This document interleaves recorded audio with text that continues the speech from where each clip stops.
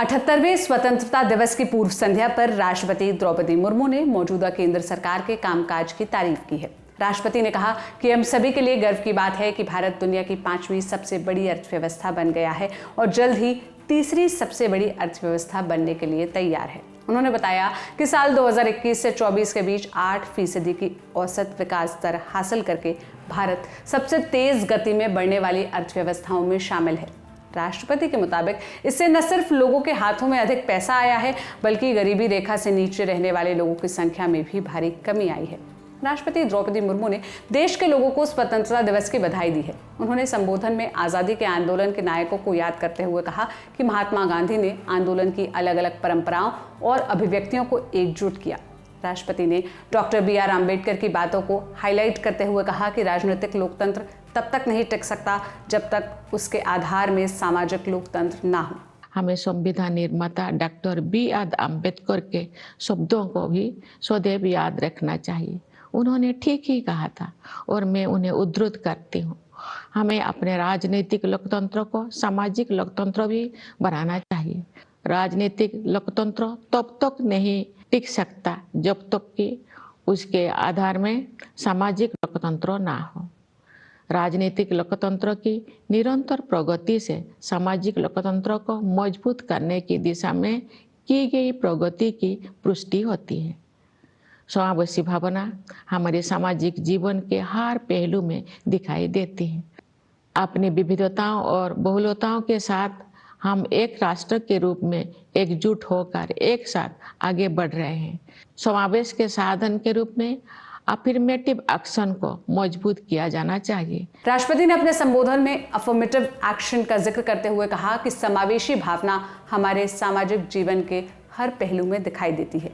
अपनी विविधताओं और बहुलताओं के साथ हम एक राष्ट्र के रूप में एकजुट होकर एक साथ आगे बढ़ रहे हैं। समावेश के साधन के रूप में अफर्मेटिव एक्शन को मजबूत किया जाना चाहिए। मैं दृढ़ता के साथ ये मानती हूँ कि भारत जैसे विशाल देश में कथित सामाजिक स्तरों के आधार पर कलह को बढ़ावा देने वाली प्रवृत्तियों को खारिज करना होगा। साथ ही सोशल जस्टिस की सरकार की सर्वोच्च प्राथमिकता बताई है। उन्होंने SC ST और हाशिए पर खड़े लोगों के लिए सरकार की ओर से किए जा रहे कामों की तारीफ की। मैं दृढ़ता के साथ ये मानती हूँ कि भारत जैसे विशाल देश में कथित सामाजिक स्तरों के आधार पर कलहों को बढ़ा देने वाले प्रवृत्तियों को खारिज करना होगा। सामाजिक न्याय सरकार की सर्वोच्च प्राथमिकता है। सरकार ने अनुसूचित जातियों, अनुसूचित जनजातियों और समाज के अन्य हाशियों के वर्गों के कल्याण के लिए अनेक अभूतपूर्व कदम उठाए हैं। उदाहरण के लिए प्रधानमंत्री सामाजिक उत्थान एवं रोजगार आधारित जनकल्याण यानी PM सूरज का उद्देश्य हाशिए पर के लोगों को सीधे वित्तीय सहायता प्रदान करना है। प्रधानमंत्री जनजातीय आदिवासी न्याय महाअभियान यानी PM जनमन ने एक जन अभियान का रूप ले लिया है। इसके तहत विशेष रूप से कमजोर जनजातीय समूह यानी PVTG की सामाजिक आर्थिक स्थितियों में सुधार के लिए निर्णायक कदम उठाया जा रहा है। SC ST को लेकर राष्ट्रपति का ये बयान ऐसे समय में आया है जब हाल ही में BJP के SC ST सांसदों ने PM मोदी से मुलाकात की थी। 9 अगस्त को ही केंद्रीय मंत्रिमंडल ने SC ST आरक्षण के दायरे से क्रीमी लेयर को बाहर करने के लिए सुप्रीम कोर्ट के सुझाव को ये कहते हुए खारिज कर दिया था कि NDA सरकार संविधान में दिए गए आरक्षण के प्रति प्रतिबद्ध है। करीब 20 मिनट के अपने संबोधन में राष्ट्रपति ने आपराधिक कानूनों में हुए बदलाव का भी जिक्र किया।